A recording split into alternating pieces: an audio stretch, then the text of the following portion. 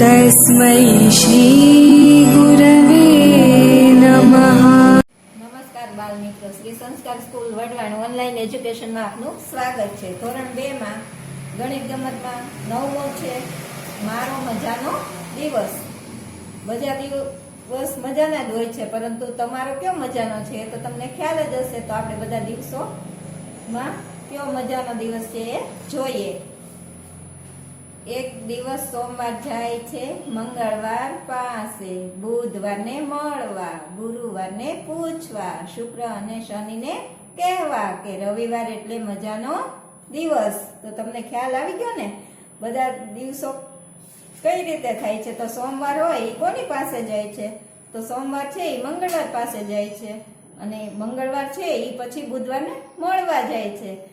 પાછું બુધવાર છે ઈ ગુરુવારને પૂછવા જાય છે, શુક્ર અને શનિને પાછા કહેવા જાય છે. એ ગુરુવાર પછી શું કહે છે? તો કે રવિવાર એટલે મજાનો દિવસ. એમ તો આવી રીતે તમને 8 અઠવાડિયાના વાર યાદ રહી જશે. તો તમે પણ આ વાર પાકા કરજો. તો શું તમારા માટે રવિવાર મજાનો દિવસ છે? તો બાળકો, તમારે રવિવાર તો મજાનો જ દિવસ હોય ને, કેમ કે આખો દિવસ રમવાનું, સ્કૂલની રજા હોય અને બહાર ક્યાંક જવાનું હોય, બગીચામાં જાઓ, આવી રીતે તમને રવિવારે ખૂબ મજા પડે છે. અને ભાઈબંધ દોસ્તો સાથે રમવાનું પણ મજા પડી જાય છે. એટલે રવિવાર બધાને મજાનો દિવસ હોય છે. સોમવાર અઠવાડિયાનો પહેલો દિવસ હોવાથી ખુશ છે. હવે તમે કહો, જો સોમવાર પહેલો દિવસ હોય અઠવાડિયાનો, તો પછીના દિવસો ક્યાં હોય એ આપણે અહીંયા જોવાનું છે. તો અઠવાડિયાનો ત્રીજો દિવસ, તો પહેલો સોમ હોય તો મંગળ બીજો અને બુધવાર છે એ ત્રીજો દિવસ આવશે. પછી અઠવાડિયાનો 5મો દિવસ, તો તમે ગણશો તો શુક્રવાર છે 5મો દિવસ આવશે. પછી અઠવાડિયાનો બીજો દિવસ, તો બીજો દિવસ તો મંગળવાર આવે. તો તમને ખ્યાલ આવી જ જાય ને. પછી અઠવાડિયાનો છેલ્લો દિવસ છે એ રવિવાર. તમે વારના નામ બોલો એટલે રવિવાર મોટેથી બોલો છો ને સ્કૂલે હોય ત્યારે, તો એવી વાર એટલે રવિવાર છે એ છેલ્લો દિવસ છે અઠવાડિયાનો અને મજાનો પણ છે. તો હવે કહો, કયો દિવસ આવશે? રવિવાર પછી કયો દિવસ આવે? રવિવાર રજા હોય પછી તમે સ્કૂલે આવો ત્યારે કયો દિવસ હોય છે? સોમવાર હોય છે ને. તો અહીંયા તમારે સોમવાર લખવાનો, અને રવિવારની પહેલા, તો રવિવાર પહેલા શનિવાર હોય છે. તો તમે આવી રીતે બાળકો કેલેન્ડર જોશો ને તો તમને બધા વારના નામ, મહિનાના નામ ખ્યાલ આવશે. હવે બુધવાર પછી, તો બુધવાર પછી શું આવે? ગુરુવાર. અને બુધવારની પહેલા, તો બુધવાર પહેલા મંગળવાર. તમારે જોવાનું છે કે પછી કીધું છે કે પહેલા, એ રીતે અહીંયા ખાલી જગ્યામાં લખવાનું છે. રવિવારના 2 દિવસ પછી, તો રવિવારના 2 દિવસ પછી બુધવાર આવશે. અને બુધવારના 4 દિવસ પછી, તો 4 દિવસ પછી તો સોમવાર આવે. પછી સોમવારના 7 દિવસ પછી તો પાછો રવિવાર આવી જાય. હવે તમને કયો વાર સૌથી વધારે ગમે છે? કેમ? તો તમને તો રવિવાર ગમે છે ને, કેમ કે રવિવારે રજા હોય છે. તો આજે કયો વાર છે? તો આજે તો સોમવાર થયો. ગઈકાલે કયો વાર હતો? તો ગઈકાલે રવિવાર હતો. તો આવતીકાલે કયો વાર હશે? તો આવતીકાલે મંગળવાર. પછી આવતીકાલ પછીના દિવસે કયો વાર આવશે? તો ત્યારે આવશે બુધવાર. પછી ગઈકાલ પહેલાના દિવસે કયો વાર હતો? તો ત્યારે શનિવાર હતો. આવું બધું તમારે વિચારવાનું છે અને કેલેન્ડરમાં જોઈ અને વાર પાકા કરવાના છે. પછી શિક્ષક, જો આ બધા બાળકો છે એ શું રમત રમી રહ્યા છે? એ બધાને શિક્ષક બનવું છે. તો એ શિક્ષકની રમત રમે છે. તો ધોરણ 2 ના કેટલાક બાળકોને શિક્ષક રમવું ગમે છે. તેઓને શિક્ષકનું પાત્ર ભજવવા માટે વારા કાઢવાનું નક્કી કર્યું છે. દરેકનો વારો આવે ને તો દરેકને અલગ અલગ વાર આપી દીધા છે કે કયા વારે કોને શિક્ષક બનવાનું, બરાબર ને. તો તમને અહીંયા બાજુમાં આપ્યા જ છે. અને આ બધા બાળકો છે એ આવી રમત રમી રહ્યા છે. સોમવાર છે તો સોમવારે કોણ બનશે શિક્ષક? વૈભવ. અને મંગળવારે અલ્પના. પછી બુધવારે ગૌરવ બનશે, અને ગુરુવારે ગુરુપ્રીત, શુક્રવારે દીપક, અને શનિવારે રહેનુમા. આ બધા બાળકો દરેક વારે શિક્ષક બનશે. હવે તમને યાદ રહી ગયું ને બાળકો કે કોણ કયા વારે શિક્ષક બનશે, તો હવે તમારે અહીંયા ખાલી જગ્યા પૂરવાની છે. શુક્રવાર પછીના દિવસે, તો શુક્રવાર પછીના દિવસે કોણ, તો શુક્રવાર પછી શું આવે, શનિવાર, તો ત્યારે કોણ બને છે, રહેનુમા શિક્ષક બનશે. અને મંગળવાર પહેલાના દિવસે શિક્ષકનું પાત્ર કોણ ભજવશે, તો એ પહેલાના દિવસે વૈભવ ભજવશે. પછી ગૌરવ છે એ ખાલી જગ્યા વારે એટલે મંગળવારના દિવસે શિક્ષકનું પાત્ર ભજવશે. પછી દીપક છે એ શનિવાર પહેલાના દિવસે શિક્ષકનું પાત્ર ભજવશે. તો તમારે એ ખાસ ધ્યાન રાખવાનું છે કે પહેલા ને પછી કીધું છે તો કયો વાર આવે એ તમારે વારમાં જોઈ અને બરાબર ખાલી જગ્યા પૂરવાની છે. પછી દરરોજ રમત, તો આ શું કીધું છે, રોજ રમત, એમ કે આવી રીતે રમત રમવાની. પછી નીચે આપ્યું છે તમારા વર્ગના સમયપત્રક મુજબ નીચેનું કોષ્ટક ભરો. તો અહીંયા તમારે સમયપત્રક એટલે શું ખબર છે તમને, આપણી ડાયરીમાં ટાઈમ ટેબલ લખાવેલું છે ને તમને, તો હોમવર્કની ડાયરી, લેશન ડાયરી છે એમાંથી જોઈ અને તમારે અહીંયા આપણા જે ટાઈમ ટેબલમાં હોય છે વિષયના એ તમારે અહીંયા લખી નાખવાના. તો આ તો બધાને ટાઈમ ટેબલ પાકું જ છે કે આ વારે કયો વિષય લાવવાનો બધાને ખ્યાલ જ છે. તો તમે એમાંથી જોઈ અને આમાં લખી નાખજો.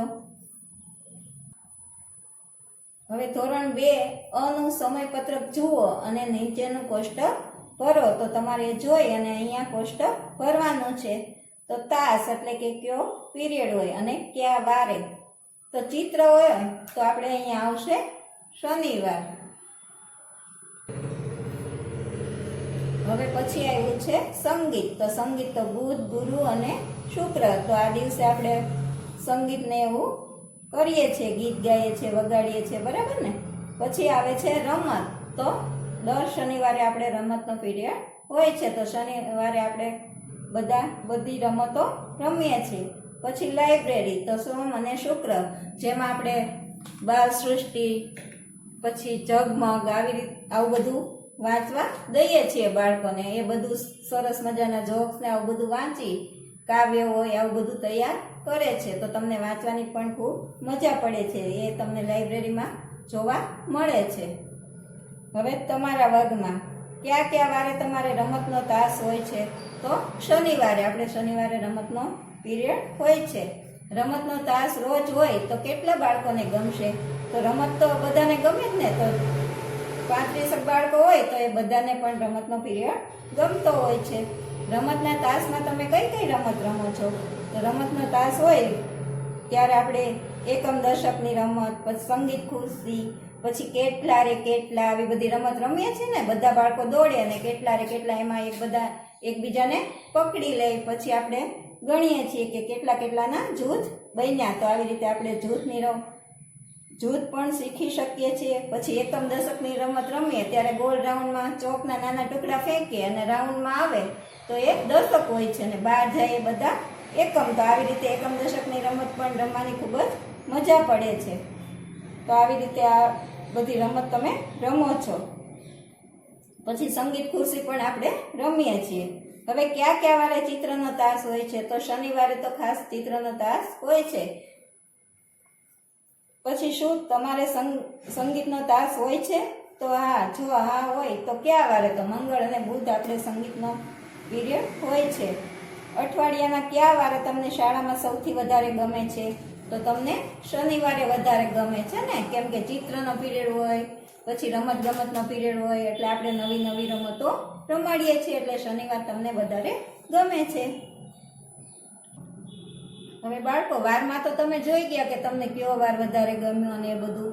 હવે આમાં આવે છે મનપસંદ મહિનો. તો તમારે કયા મહિનાઓ તમને વધારે ગમે છે એ તમારે કહેવાનું છે અને વિચારવાનું છે. તો એક દિવસ સોના, અર્જુન અને જેબા પોતાના મનપસંદ મહિનાની વાત કરી રહ્યા હતા. તો આ સોના છે એ તો કે મારા મનપસંદ મહિના મે અને જૂન છે, ત્યારે હું કેરી ખાઈ શકું છું. આને શું કામ ગમે છે મે અને જૂન, કેમ કે ત્યાં એ મહિનામાં કેરી ખૂબ જ આવે છે અને ઉનાળો પણ હોય છે, એટલે રજા પણ હોય છે, એટલે આ ઉનાળામાં કેરી આવે છે. તો તમારે એ યાદ રાખવાનું કે મે અને જૂન વખતે ઉનાળો હોય છે. પછી અર્જુનને તો કહે છે કે મને ડિસેમ્બર ગમે છે કારણ કે ડિસેમ્બરમાં નાતાલ આવે છે. જો આ ભાઈને તો નાતાલ ખૂબ જ ગમે છે. તો અત્યારે આપણે ડિસેમ્બર મહિનો ચાલી રહ્યો છે ને, શિયાળો, તો અત્યારે નાતાલનો તહેવાર આવે છે. પછી જેબા છે, તો જેબા કહે મને તો જુલાઈ ઓગસ્ટ ગમે છે કારણ કે આ મહિનામાં વરસાદ આવે છે. આ જેબાને તો વરસાદમાં નાહવું અને છપછપિયા કરવા, હોળી બનાવી આવું ખૂબ જ ગમે છે, એટલે એને તો ચોમાસું ગમે છે. તો આવી રીતે દરેકને દરેક અલગ અલગ ઋતુ ગમે છે. તો હવે તમને કયો મહિનો સૌથી વધારે ગમે છે? તો તમારે અહીંયા લખવાનું છે. મને તો મે અને જૂન ગમે છે કેમ કે ત્યારે તો કેરી આવે, ઉનાળામાં આઈસ્ક્રીમ ખાવાની મજા પડે, વેકેશન હોય, તો તમને ખૂબ જ ગમે ને. પછી તમારા મનગમતા મહિનામાં તમને શું કરવું ગમે તે અહીં દોરો. તો તમારે અહીંયા એક ચિત્ર દોરવાનું છે. પતંગ ફિરકીનું દોરો, ક્રિસમસનું દોરો, કોઈ પણ ચિત્ર અહીંયા તમારે સરસ મજાનું તમને જે મહિનામાં ગમતો હોય એનું દોરવાનું છે. હવે છે આ કોષ્ટકમાં લખો મને સૌથી વધુ ગમે, તમને કયું ફળ વધારે ગમે એ તમારે અહીંયા લખવાનું છે. જામફળ, તો એ કયા મહિનામાં આવે છે એ પણ તમારે બાજુમાં લખવાનું છે. જામફળ લખ્યું હોય તો એ ડિસેમ્બર અને જાન્યુઆરીમાં આવે છે. પછી શાકભાજીમાં બટેટા લખ્યો તો એ 12 માસ આવે છે. પછી ફૂલ, તો ફૂલ તમને ગમતું હોય ગુલાબ, તો એ શિયાળામાં વધારે આવે છે અને બીજા મહિનામાં થોડા ઓછા આવે છે. હવે તમે કે તમારા મિત્ર ઉજવતા હોય તે 5 તહેવારોના નામ લખો. આ તહેવારો કયા મહિનામાં આવે છે તે પણ લખો. તમારે અહીંયા તહેવારોના નામ લખવાના છે. જો આ બાળકો બધા ખૂબ જ રમી રહ્યા છે ને, શું રમે છે એ કયો તહેવાર છે? તો હોળીનો. આ ચિત્રમાં જોઈ તમને ખ્યાલ આવી જશે. તો આપણે અહીંયા બધાને લખવાનું છે કે તહેવાર છે તો હોળી. તો હોળી કયા મહિનામાં આવે? તો માર્ચ મહિનામાં આવે.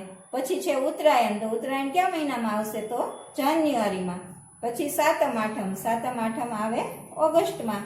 અને દિવાળી, તો દિવાળી નવેમ્બરમાં. અને નાતાલ કયા મહિનામાં આવે? તો તમને ખ્યાલ જ છે એ ડિસેમ્બરમાં આવે, બરાબર ને? તો અહીંયા લખી નાખજો. હવે અહીં છે કોઈ પણ એક તહેવારનું દ્રશ્ય અહીં દોરો. તો કોઈ પણ તહેવાર હોય એનું દ્રશ્ય તમારે દોરવાનું છે. ઉત્તરાયણ હોય તો પતંગ અથવા ફિરકી, પછી દિવાળીમાં ફટાકડા, મીઠાઈ, આવું બધું હોય, રંગોળી ને, તો એવું તમારે અહીંયા સરસ મજાનું દ્રશ્ય દોરવાનું છે. પછી નીચે આપેલી યાદીમાં કેટલાક મહિનાના નામ ખૂટે છે તે મહિનાના નામ લખો. જો તમને મહિનાના નામ તો બધાને બોલતા આવડી જ ગયા છે અને તમારે એ પણ પાકા રાખવાના છે. તો અહીંયા તમારે જાન્યુઆરી, ફેબ્રુઆરી પછી કયો આવશે? તો માર્ચ.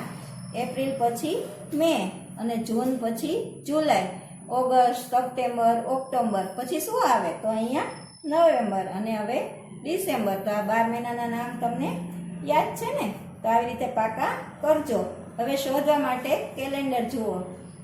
તો તમારે કેટલામો મહિનો છે એ જોવું હોય તો તમારે કેલેન્ડરમાં જોવાનું હોય છે. વર્ષનો પ્રથમ મહિનો કયો? તો જાન્યુઆરી. પછી માર્ચ મહિના પછી કયો મહિનો આવે? તો એના પછી એપ્રિલ. અને ઓગસ્ટ પહેલા કયો મહિનો આવશે? તો ઓગસ્ટની પહેલા જુલાઈ. અને વર્ષનો છેલ્લો મહિનો કયો છે? તો છેલ્લો તો ડિસેમ્બર. તો આવું કેલેન્ડર જોઈ અને તમે બરાબર લખજો ગણીને. હવે બાળકો તમને 12 મહિનાના નામ તો આવડી જ ગયા. હવે કયા મહિનાના કેટલા દિવસો હોય છે એ આપણે જોઈએ. તો બધા મહિનામાં એક સરખા દિવસ હોતા નથી, બધાના અલગ અલગ હોય છે. એમાંય ફેબ્રુઆરી છે એ તો સૌથી અલગ છે. તો હવે 30 દિવસના મહિના કેટલા હોય છે? તો 30 દિવસના મહિના 4 મહિના પર છે 31નો ભાર. ફેબ્રુઆરી સૌથી નાનો માસ, કૂદકો લગાવે કોઈ વાર. તો આવી રીતે તમે ગીત જેમ જોડકણા ટાઈપ યાદ રાખી લેશો ને તો તમને બધું યાદ રહી જશે કે 30 દિવસના 4 મહિનામાં હોય છે અને 7 મહિના હોય છે. 7 મહિનામાં 31 દિવસ આવે છે અને ફેબ્રુઆરી છે એ મહિનો બધા મહિનાથી નાનો છે અને ક્યારેક ક્યારેક કૂદકો લગાવે એટલે એમાં 29 દિવસ આવી જાય છે. દર વખતે તો 28 દિવસનો મહિનો હોય છે. પછી લાંબા મહિનામાં 31 દિવસ અને ટૂંકા મહિનાને 30 દિવસ. આવી રીતે તમને ખ્યાલ આવી ગયો ને? હવે છે કેલેન્ડર જુઓ અને શોધો કયા મહિનાઓને 30 દિવસ હોય છે. તો તમારે કેલેન્ડરમાં જોવાનું છે ને આપણી સ્કૂલમાં આવો તો આપણે ક્લાસમાં જ બધું લગાવેલું છે. બધા મહિનાના નામ અને કયા મહિનામાં કેટલા દિવસ હોય છે એ બધું લખેલું પોસ્ટર અહીંયા બધા લગાવેલા છે. તમને ખ્યાલ છે ને? તો એપ્રિલ, જૂન, સપ્ટેમ્બર, નવેમ્બર આ બધાના 30 દિવસ હોય છે. પછી કેટલા મહિનાને 31 દિવસ હોય છે? તો 12 મહિનામાંથી 7 મહિના હોય એને 31 દિવસ હોય છે, તો અહીંયા 7 આવશે. પછી ફેબ્રુઆરીમાં કેટલા દિવસ હોય છે? તો એમાં 28 હોય અને ક્યારેક 29 દિવસ હોય છે.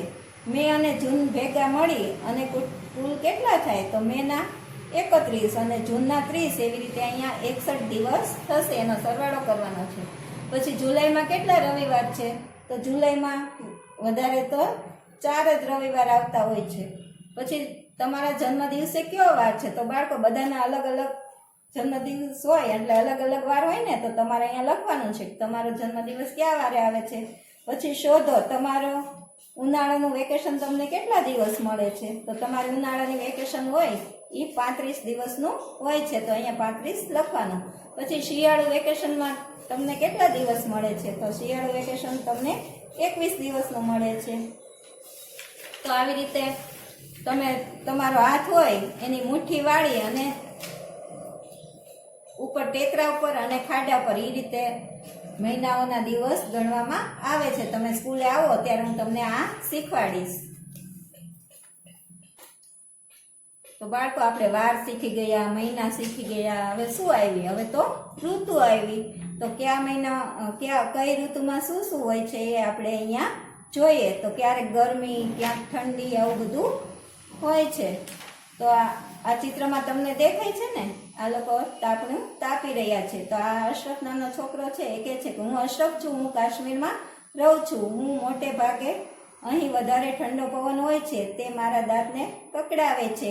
મને સૂર્યપ્રકાશ કે આગ નજીક બેસવું ગમે છે. તમને પણ શિયાળામાં ખૂબ જ ઠંડી લાગતી હોય ત્યારે તાપણું કરીને તાપો છો ને? તો બાળકો શિયાળામાં આપણે તાપણું, ઠંડીથી બચવા તાપણું કરવું જોઈએ અને ગરમ કપડાં પણ પહેરવા જોઈએ.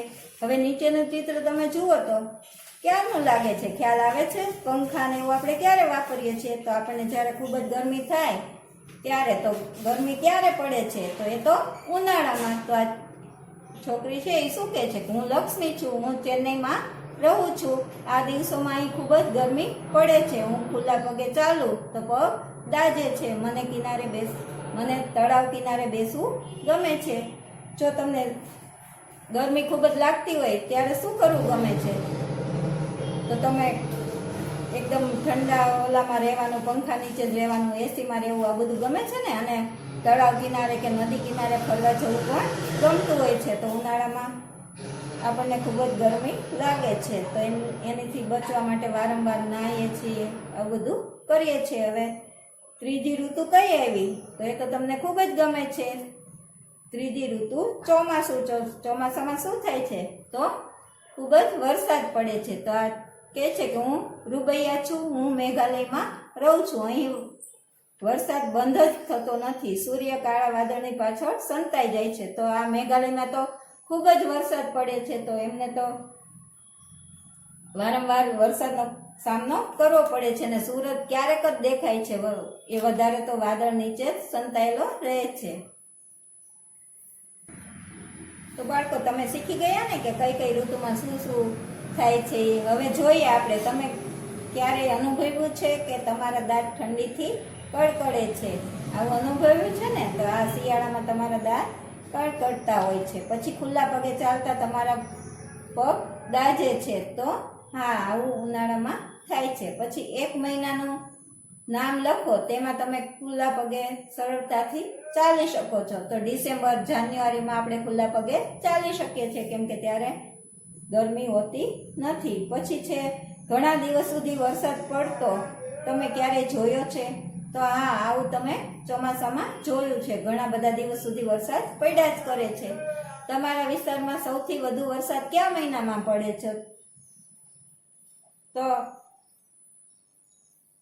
આપણા વિસ્તારમાં તો જુલાઈ અને ઓગસ્ટમાં ખૂબ વધારે વરસાદ પડે છે. પછી તમારા વિસ્તારમાં સૌથી ગરમ મહિના કયા છે? તો મે અને જૂન છે એ વધારે ગરમ એટલે ગરમી થાય એવા મહિનાઓ છે. પછી તમારા વિસ્તારમાં સૌથી ઠંડા મહિના કયા છે? તો જાન્યુઆરી, ફેબ્રુઆરી, એમાં આપણને સૌથી વધારે ઠંડી લાગે છે. હવે જુઓ, આ મહિનાઓમાં બજારમાં કયા ફળો અને શાકભાજી જથ્થાબંધ જોવા મળે છે તે લખો અને દોરો. તમારે અહીંયા બધા ફળો અને શાકભાજીના નામ લખવાના છે. પણ એ કયા મહિના આપ્યા છે? તો મે અને જૂન.